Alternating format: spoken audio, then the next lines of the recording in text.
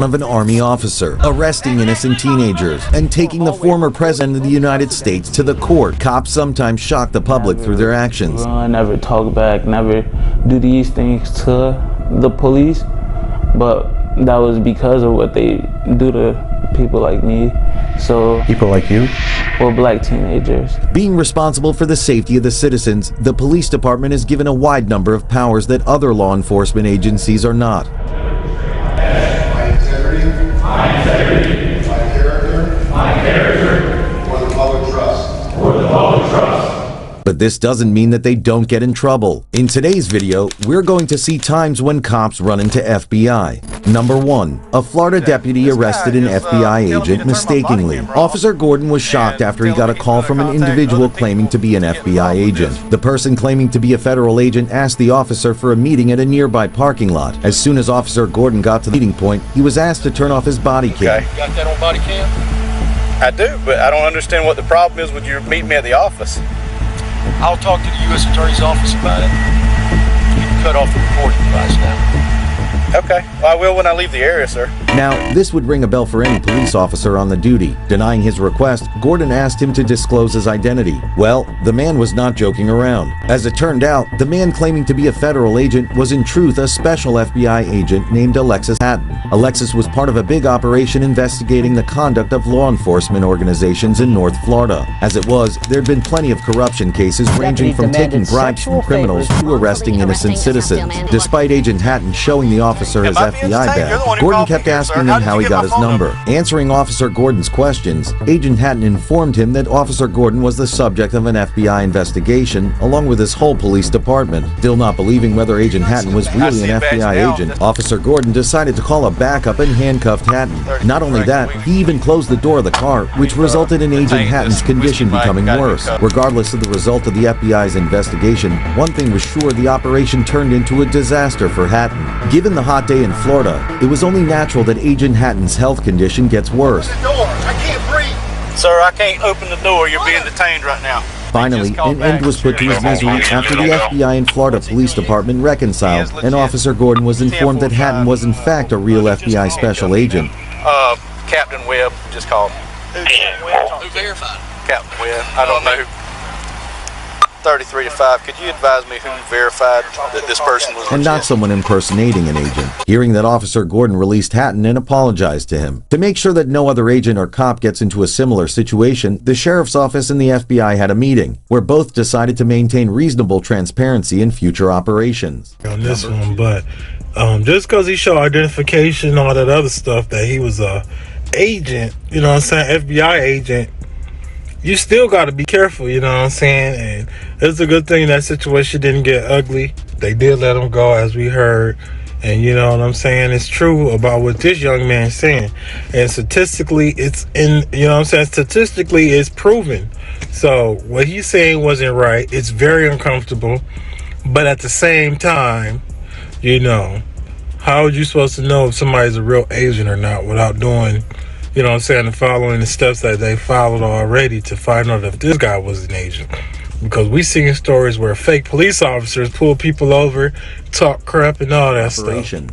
Number 2. FBI arrested a former police detective for sexually abusing black women. As the FBI opened an investigation into the conduct of the Kansas Police Department in September 2022, they uncovered a long-forgotten case of a police detective, Roger Golubski. As it turned out, during his 35-year-long reign of terror, the former police officer had made the lives of black residents a living hell. Silenced. I don't understand that. I mean, from the streets, you know, how does a person get away with that for over 20 years? Golubski was accused of sexually assaulting 2 women between 1998 and 2002. Not only that, but he was also known for exchanging drugs in return for acquiring information. After Golubski's case was brought to court, a federal grand jury indicted him with 6 counts of sexually assaulting 2 black women, to which Golubski pleaded not guilty. Roger Golubski's court-appointed attorney entered a not guilty plea on his behalf. But no matter what he said, the FBI was just not willing to let him go away that easily. He was presented in court on September 15, 2022, where his attorney requested that since Golubski was suffering from serious health issues and had undergone quintuple heart surgery, he should not be kept detained. Given Golubski's crimes, the jury rejected the attorney's request while assuring that Golubski would be provided regular health checkups. As Roger Golubski's case progressed, a lot of his crimes were uncovered. During his police career, Golubski had wrongfully testified against a young black man named Lamonte McIntyre, saying that he had committed double homicide.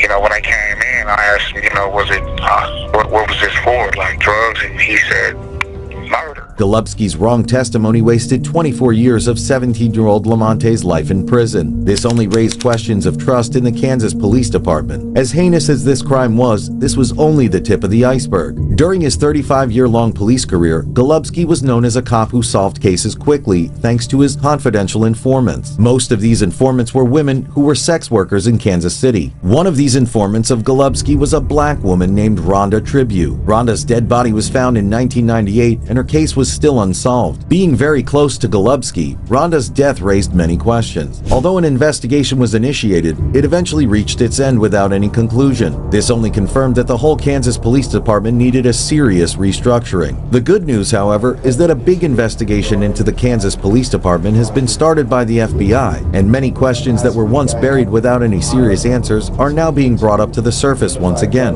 Commission, at which point we requested $1.7 million to assist in reviewing Golubski files.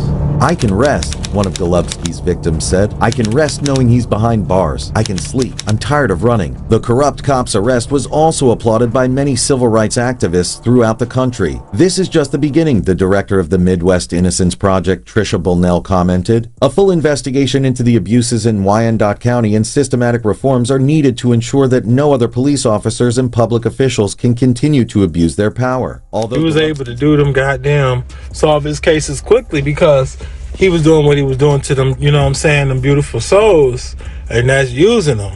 You know, they already putting themselves out there, you know what I'm saying, in not such a good way. But for to have somebody with that type of power authority to use it, and then to actually have one of his girls come up missing, oh, he killed her because she wasn't cooperating and was tired of how she was being treated and all this and that stuff, and et cetera, as well as the other girl. She just stayed strong, so justice came through. And 35 years of his career, I mean, you just got to think about it. He took away so many lives, hurt so many lives.